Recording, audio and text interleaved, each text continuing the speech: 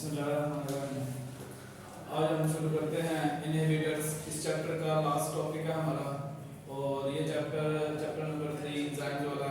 Examination point of view से 7 marks का paper इसमें से बनना है, यानी इसमें से 3 शॉर्ट क्वेश्चन है और एक एमसीक्यूज है।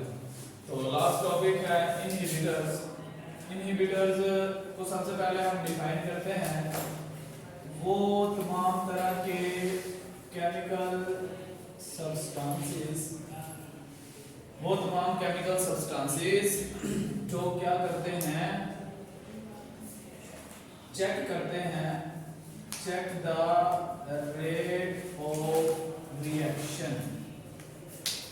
Check the rate of reactions मतलब कहने का ये वो तमाम तरह के केमिकल सब्सटेंसेस या कंपाउंड्स जिनकी मदद से या जिनकी वजह से क्या हो जाए, चेक हो रेट ऑफ रिएक्शन। जैसे चेक पोस्ट पर हम देखते हैं क्या करते हैं, गाड़ी चेकअप करवाती है, रुक जाती है।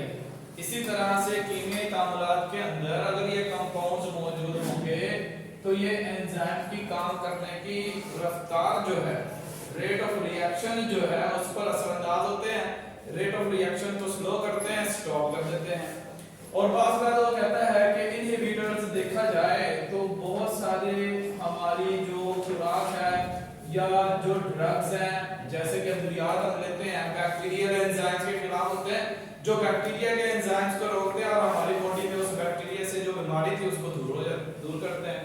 तो ड्रग्स हो सकती हैं। इसी तरह से हम कहते हैं हमारी बॉडी के अंदर पैदा होने वाले व्हाइट ब्लड सेल्स पैदा करते हैं एंटीबॉडीज। ये तमाम तरह के केमिकल सब्सटेंसेस जो है वो क्या करते हैं, इनहिबिटर्स के तौर पर वर्क करते हैं, यानी रेट ऑफ रिएक्शंस को स्लो डाउन करते हैं, स्टॉप कर देते हैं। अब वो कहता है कि देखा जाए तो इनके रेट ऑफ रिएक्शन पर असर के एतबार से 2 टाइप्स होती हैं। एक जिसको हम कहते हैं रिवर्सिबल इनहिबिटर होते हैं। ये क्या होते हैं, रिवर्सिबल। और सेकंड कैटेगरी होती है इरिवर्सिबल इनहिबिटर्स की। क्या होती है, इरिवर्सिबल इनहिबिटर्स की, यानी the inhibitors that are attached with the enzymes loosely and their effects can be neutralised. यानी नंबर 1 हम कहते हैं रिवर्सिबल से मुराद जो उतर जाते हैं, इरिवर्सिबल से मुराद जो उतरते नहीं। यानी हम कहते हैं इनहिबिटर लूजली अटैच्ड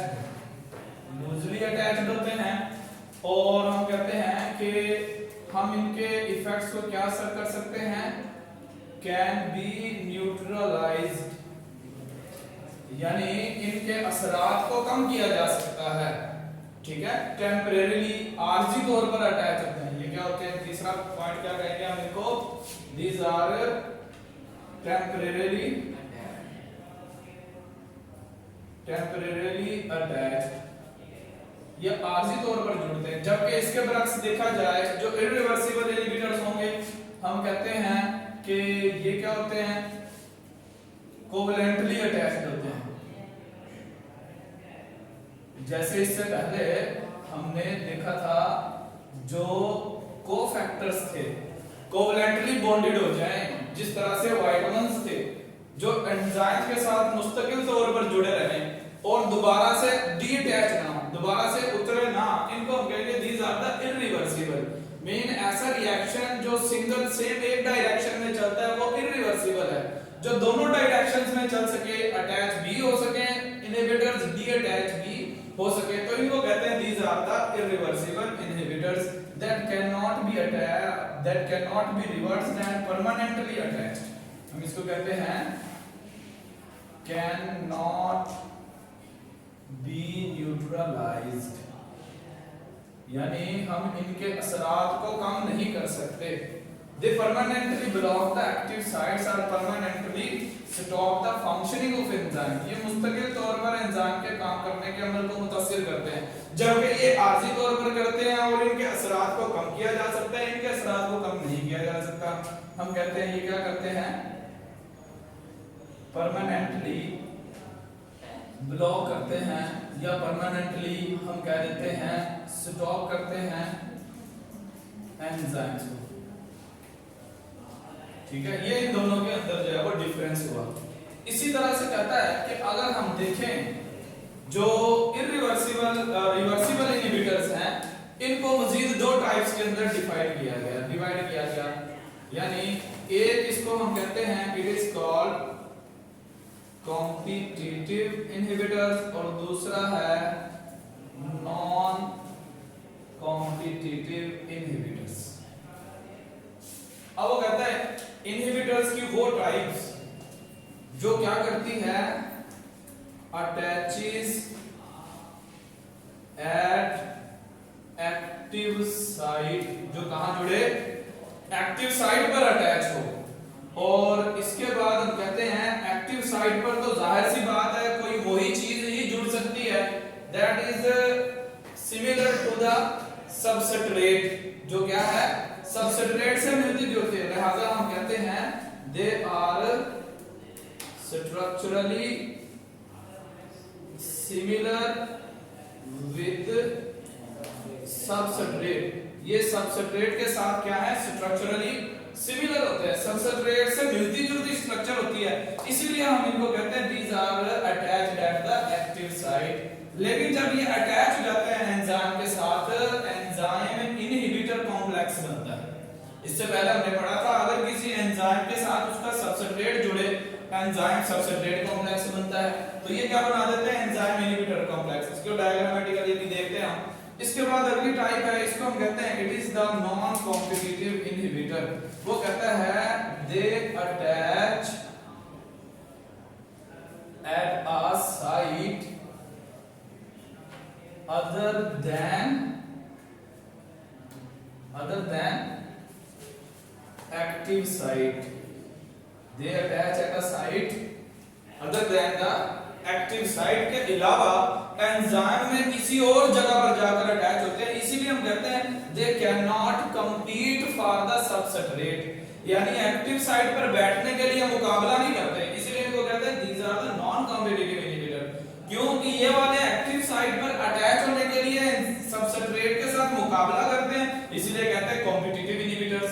इनका मुकाबला होता है सबस्ट्रेट के साथ, जबकि ये एक्टिव साइट पर अटैच ही नहीं होते, इसलिए हम इनको कहते हैं they are non competitive inhibitors. लेकिन वो कहता है जब ये दूसरी साइट पर अटैच हो जाते हैं, ये क्या करते हैं, ये चेंज करते हैं, दे change structural configuration of enzyme in such a way that original substrate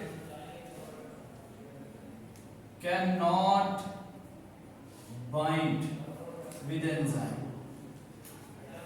यानी इन्होंने क्या करना है, एक्टिव साइट के अलावा किसी और साइट पे अटैच होना है, और एंजाइम्स की जो 3 डायमेंशनल स्ट्रक्चर है, पॉलीपेप्टाइड चेन है, उसमें एक ऐसी तब्दीली पैदा कर देते हैं कि वो एंजाइम अगर ये वाला इनहिबिटर उतर भी जाए, क्योंकि हम कहते हैं दीज आर द रिवर्सिबल, इनके असरात को न्यूट्रलाइज किया जा सकता है, फिर भी वो एंजाइम अपने असल सबस्ट्रेट को भी बाइंड नहीं कर सकता।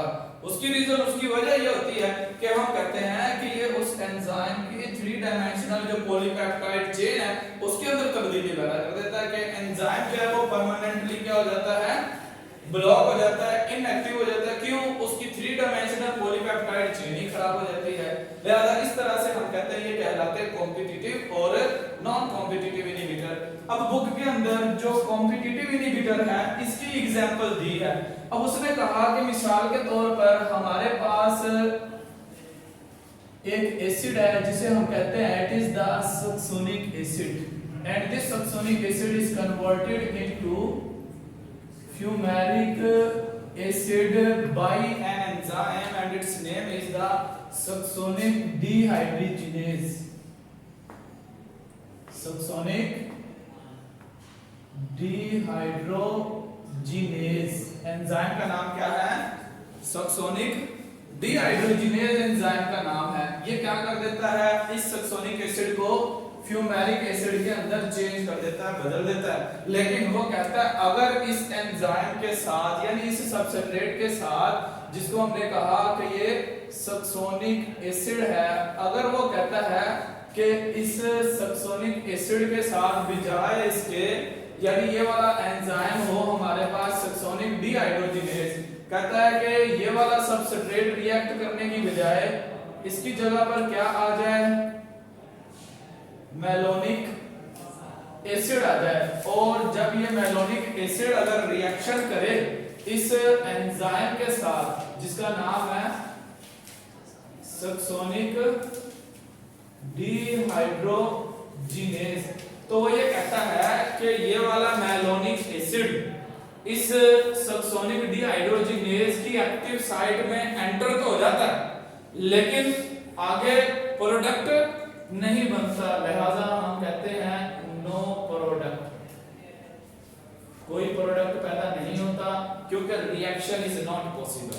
अब इसको डायग्रामेटिकली कहता है कि अगर देखा जाए तो सपोज किया कि हमारे पास ये एंजाइम की सपोज किया कि शेप है जिसके अंदर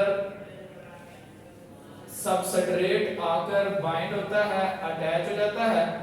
अगर वो कहता है सपोज किया कि ये हमारे पास एंजाइम है और इस एंजाइम को हम कहते हैं इट इज द सक्सोनिक डीहाइड्रोजिनेज, तो ये एंजाइम हो प्लस वो कहता है इसकी जगह पर अगर ये वाला मैलोनिक एसिड इसके अंदर आ जाए जो स्ट्रक्चरल सिमिलैरिटी रखता है इस सबस्ट्रेट के फार्मूले जैसी, तो कहता है इस स्ट्रक्चरल सिमिलैरिटी होने की वजह से ये यहां पर आके अटैच तो हो जाता है लेकिन आगे जो है वो कहता है नो रिएक्शन, रिएक्शन आगे पॉसिबल नहीं है। क्यों कि ये अपनी शक्ल सूरत बना के आया है सक्सोनिक एसिड जैसे। सक्सोनिक एसिड के अंदर 4 कार्बन है और इसके अंदर जो है वो 3 कार्बन है, लिहाजा और इसके अंदर बॉन्ड जो है वो कार्बन हाइड्रोजन के कुछ इस तरह से है कि जैसे जैसे जिस एक्टिव साइड में जाके सबस्ट्रेट यानी सक्सोनिक एसिड ने अटैच होना था वहीं पे जाके क्या हो जाता है, मैलोनिक एसिड अटैच हो जाता है। लिहाजा हम कहते हैं it is a competitive inhibitor that attach eight the active site and structurally similar with the substrate. जैसे इस सक्सोनिक एसिड का स्ट्रक्चर है वैसे स्ट्रक्चर ये मैलोनिक एसिड बना के आता है। लिहाजा एंजाइम को क्या कर देता है, ब्लॉक करता है, रिएक्शन जो है वो पॉसिबल नहीं होता। तो इस तरह से हम कहते हैं ये बन जाता है एंजाइम इनहिबिटर कॉम्प्लेक्स। इसको हम कहते हैं it is the enzyme inhibitor complex. और एंजाइम ऐसी सूरत के अंदर ब्लॉक हो जाता है तो फिजिकली एंजाइम ब्लॉक हो गया, आगे रिएक्शन ही पॉसिबल नहीं है। अब इसके अलावा ये तो हो गई एग्जांपल कॉम्पिटिटिव इनहिबिटर्स की। अब स्ट्रक्चरली कहता है कि अगर देखें नॉन कॉम्पिटिटिव इनहिबिटर वो कैसे काम करते हैं, तो सपोज किया कि ये एक एंजाइम है और इस एंजाइम की ये कोई एक्टिव साइट जो है वो सपोज किया हम बना लें, ठीक है, ये कोई एंजाइम है और इसके अंदर इसका सबस्ट्रेट आकर जो है वो अटैच होता है इस एक्टिव साइट वाली जगह पर, ठीक है। ये क्या है इसका, सपोज किया कि ये एक कंपाउंड है जो कि इसका क्या बन जाएगा, सबस्ट्रेट है। जब ये इसके सामने आता है, आप लोगों ने इससे पहले इंड्यूस्ड फिट मॉडल के अकॉर्डिंग देखा है कि ये एंजाइम अपनी एक्टिव साइट की शेप को क्या कर लेता है, चेंज करता है, बदल लेता है। जैसी सबस्ट्रेट की शेप होती है एंजाइम भी अपनी शेप को क्या कर लेता है, वैसा ही बना लेता है। अब हमने ये एग्जांपल ली है कि सपोज किया कि ये हमारे पास सबस्ट्रेट है, जब ये एंजाइम इसके सामने आता है तो ये अपनी शेप के अंदर चेंज पैदा करता है, जिसको हमने पढ़ा था according to the induced fit model enzyme change हो गया, ठीक है। और ये एंजाइम सबस्ट्रेट कॉम्प्लेक्स बन जाता है। ये क्या कहलाता है, एंजाइम का सबस्ट्रेट का कॉम्प्लेक्स बन गया। अब वो कहता है अगर किसी और जगह पर सपोज किया कि ये वो जगह है, सपोज किया कि ये वो जगह है जहां पर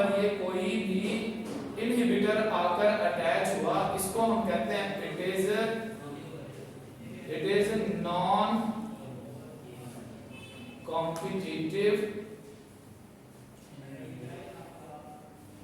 इनहिबिटर, ये क्या है? नॉन कॉम्पिटिटिव इनहिबिटर है। लिहाजा अब देखें जब ये नॉन कॉम्पिटिटिव इनहिबिटर आ जाता है तो उस सूरत में हम कहते हैं ये एक्टिव साइट इस एंजाइम की क्या है? फ्री है। तो ऐसी सूरत में जब ये नॉन कॉम्पिटिटिव इनहिबिटर आके यहाँ पर इसके साथ अटैच हुआ, जुड़ा, तो इसने क्या कर दिया? इस एंजाइम की जो पॉलीपेप्टाइड चेन थी उसके अंदर ऐसी चेंजेस और तब्दीलियां पैदा कर दी कि इसका ये ओरिजिनल सबस्ट्रेट है, ये भी नहीं बाइंड हो सकता। ये इसका क्या है? ओरिजिनल सबस्ट्रेट है। ये देखते हैं हम, ये आके इससे बाइंड होने की कोशिश करता है और ये एंजाइम इसको रिपेल कर देता है। उसकी रीजन, उसकी वजह क्या है कि ये एंजाइम देखें आप, अब इसके अंदर ये चेंज पैदा हो जाती है, ये इसकी शेप में, समझ में आई बात? लिहाजा कहता है कि नॉन कॉम्पिटिटिव इनहिबिटर एंजाइम्स की जो पॉलीपेप्टाइड चेन है उसमें तब्दीली पैदा कर देता है कि ओरिजिनल सबस्ट्रेट भी बाइंड होने के काबिल नहीं होता। हम कहते हैं एंजाइम जो है वो परमानेंटली क्या हो जाता है? ब्लॉक हो जाता है। इस तरह से ये दो तरह के इनहिबिटर्स हैं जिसको कॉम्पिटिटिव कहते हैं, नॉन कॉम्पिटिटिव कहते हैं। समझने के लिए आप लोग ये डायग्राम बनाएं, अगर पेपर में क्वेश्चन आएगा तो हम इस तरह से इक्वेशन की सूरत में इसको लेबल कर देंगे। ये वाली इक्वेशन नॉन कॉम्पिटिटिव इनहिबिटर की बन जाएगी और वो वाली हमने बनाई है डायग्रामेटिकली ये नॉन कॉम्पिटिटिव इनहिबिटर की। ठीक है भाई, यहां तक कोई बात समझ में आई हो?